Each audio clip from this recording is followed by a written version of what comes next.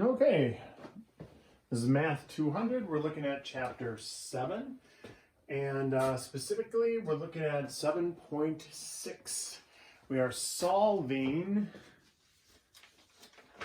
radical equations. So now we've moved on from expressions to equations. There's an equals to sign.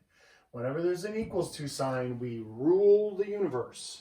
So that means if we want to get rid of this square root sign, we can square both sides of the equation. And now look at what happens. The square root of quantity x plus 1 squared, basically crosses that off. We just get x plus 1 is equal to 25. Now, super easy to solve, right? Linear equation, one-step equation. Isolate the variable, get the x all by itself. 24. And now anytime that you're doing these equations where you're squaring both sides, you should run a check on your answers. So look, if I do 24 plus 1, does that equal 5? Now that's not a real mathematical thing. I just want you to see it's.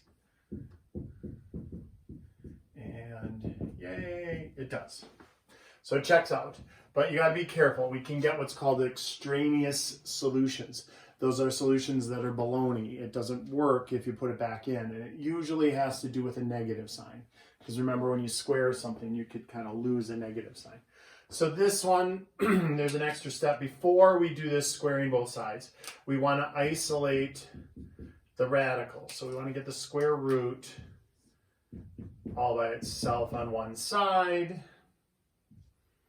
And now we can execute that, squaring both sides. And so we have x minus 1 is equal to 1 squared is 1. And then isolate the variable, add 1 to both sides. So x is equal to 2. But check, please. Let's check that. We got the square root of 2 minus 1.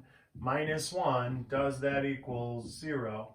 So that is the square root of 1 minus 1. That is 1 minus 1. That is 0. So 0 does equal 0. So it does check out. So yay! Both of those worked. All right. Let's take a look at a little bit more complicated one here.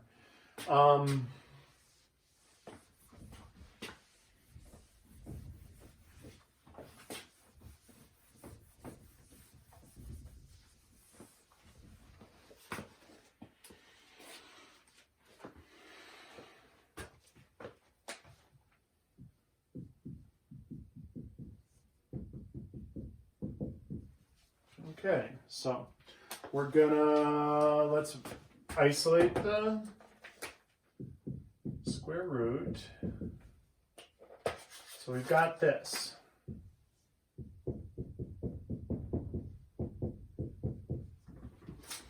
Now we're going to square both sides. That's going to be tougher than the ones that we did before because this is a binomial instead of a monomial like those other terms were on the ones above it. So look, this works out just as easy. That's just x plus 1. The square root and the squared wipe each other out. This, a little more complicated now. So we're going to have x plus 1 is equal to 4x squared minus 16x plus 64. It's going to be 4x squared minus 32x plus 64. Let's red over everything over.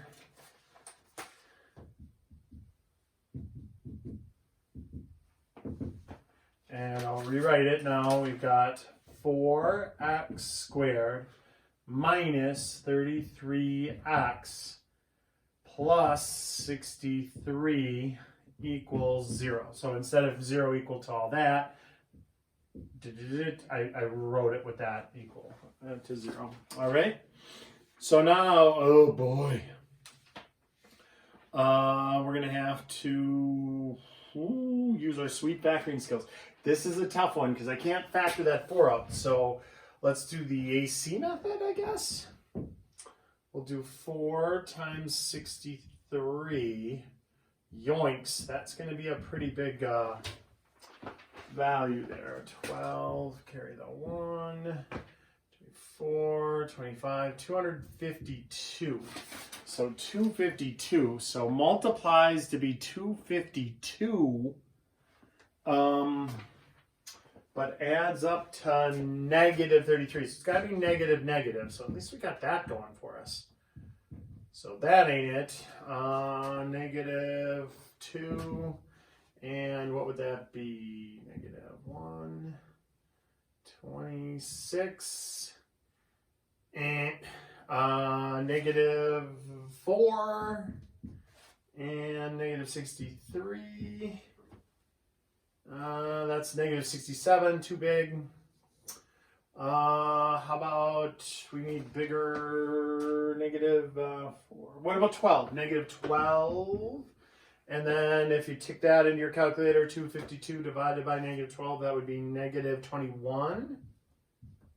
Ooh, winner, winner, chicken dinner. There it is. All right, and so now let's break this into negative 12x minus 21x plus 63, 4x squared, and still equals 0. And so now we're going to do a factor by grouping, right? Pull something out of the first two. That would be a 4x, greatest common factor.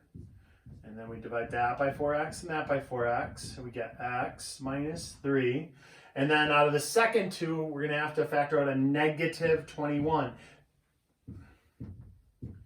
And the reason we have to pull a negative 21 out is because we want it to match this. So a negative divided by negative, positive, positive divided by negative.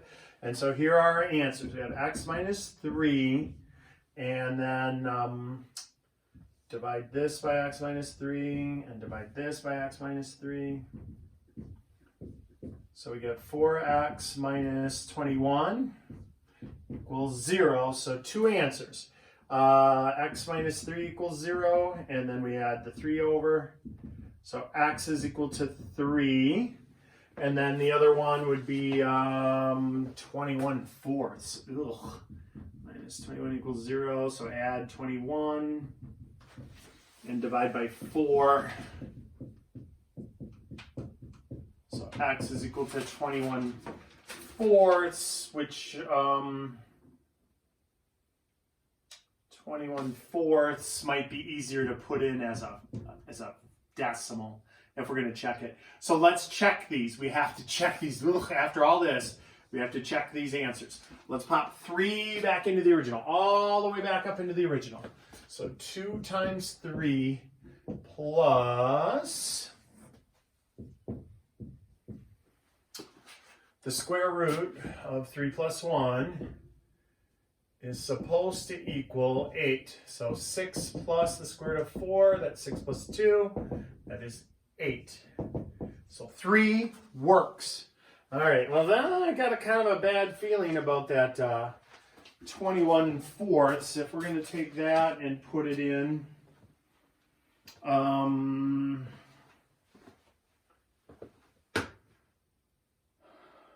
what's that going to be? 5.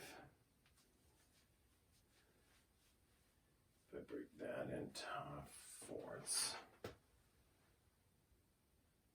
Or, man, let's just leave it a fraction. We'll just leave it a fraction here. 2 times 21 fourths. Sometimes making it into a decimal isn't easier. 21 fourths plus 1. And does that equal 8? So there's the question at hand. So this is 21 halves, right? The 2 cancels into that twice. This I need 4 fourths plus 21 fourths. So that's 21 fourths plus 4 fourths. So we have a common denominator. So that's 21 halves plus the square root of 25 fourths. It's equal to 8. That's 21 halves plus 5 halves. Does that equal 8? That does not equal 8. That equals 26 halves, which is 13, which is not 8. And so what had to happen there was this had to be minus. If it would have been 21 minus 5, that would have been 16 divided by 2 is 8. But because of we squared both sides, I told you, always the extraneous solutions end up having a negative deficiency, basically. I needed this to work out to be negative, but it stayed positive, and so we didn't get what we needed to get. So this one is called extraneous. That one is garbage. All right, so that was just x equals 3. Holy smokes, that was quite a problem. Let's take a look at 2 more. And again, I really don't want you guys worried about these. I'm going to work these kind of fast. So if you want to skip over these next 2, this is a little bit more into, if you're going to go into college algebra, you'll see problems that look like that. And so I'm going to do these kind of in fast forward mode. We've got the square root of y plus 5 is equal to 2 minus the square root of y minus 4. And so if we square both sides of that, we end up with this side y plus 5. That's great. This side, it's kind of a pain because we end up doing 2 minus the square root of y minus 4 times 2 minus the square root of y minus 4. So 2 times 2 is 4, minus 2 square roots of y minus 4, minus 2 square roots of y minus 4, plus y minus 4, essentially.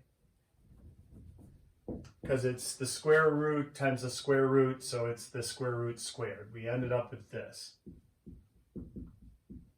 And so then when you, oops, with the squared on the outside.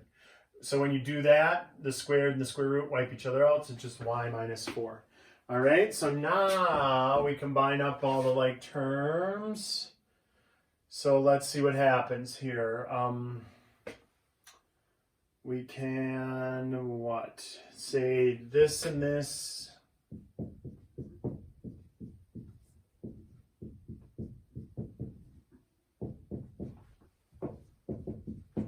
And now 4 minus 4, that's on the same side. Those will go away. I can actually move this y over to this side. Those go away. So we have 5 is equal to negative 4 square roots of y minus 4.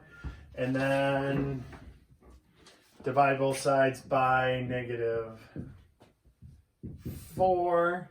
And so right now, 5 over negative 4 is equal to the square root of y minus 4. We can stop. We can slam on the brakes. I cannot take the square root of something and have it equal to a negative anything. And so there are no real solutions. There is a solution, but it's imaginary. It's a complex solution. All right? So no real solutions. Because if you take the square root of something and it's equal to a negative number, that can't happen. So this original was not real. All right. Again, don't really, this will not end up on our test. So I don't want you fretting about these kind of problems. This one too, this is a college algebra problem. So we're going to do it kind of quickly for you curious people. So what we would do is let's red rover this over. It'll just be a little easier to work if we've got one on each side. And so now you got the square root of 2x minus 4 equals negative 2 plus 3x plus 4. And now we square both sides. Here, we liberate the 2x minus 4. Here, we have to do that same thing we did above there, 3x plus 4. 2 plus the square root of 3x plus 4.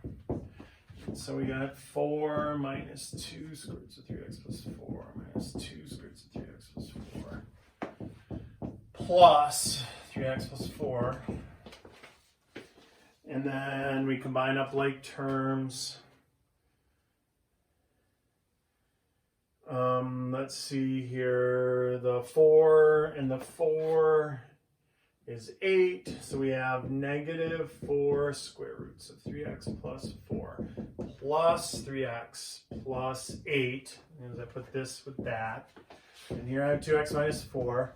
And so now let's red row over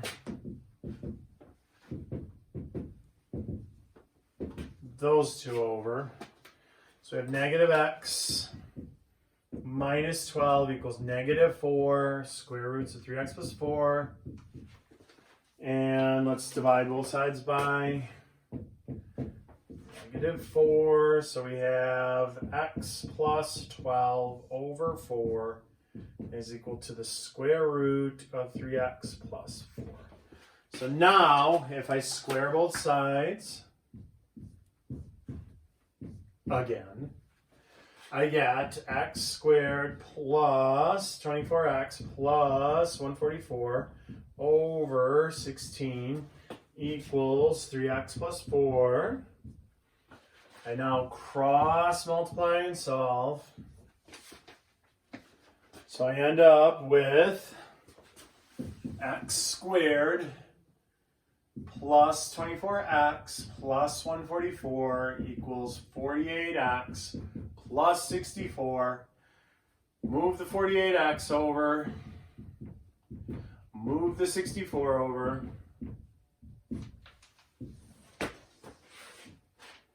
And we have x squared minus 24x plus 80 equals 0. So multiplies to be 80, adds up to be negative 24. That would be negative 20 and negative 4. So x is equal to 20 and x is equal to 4 for our solutions, but we got to check those. One of them might be extraneous. So if I pop 20 back in, we got the square root of 36 minus the square root of 64 equals negative 2. 6 minus 8 does equal negative 2, so that one works. And we pop 4 in, we got the square root of 8 minus 4 minus the square root of 12 plus 4. That is the square root of 4 minus the square root of 16. That is 2 minus 4, which is negative 2. So actually both of those answers work. 20 and 4. So no extraneous solutions on that one. But what a nightmare. Again, don't worry about that. You won't see anything like that until you get to 201.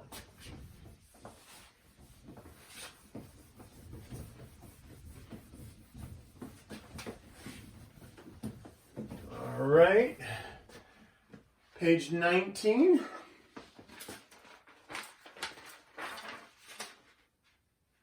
And 20. So 19, find the length of the hypotenuse. So that's just a squared plus b squared equals c squared. We have 2 squared plus 7 squared equals c squared.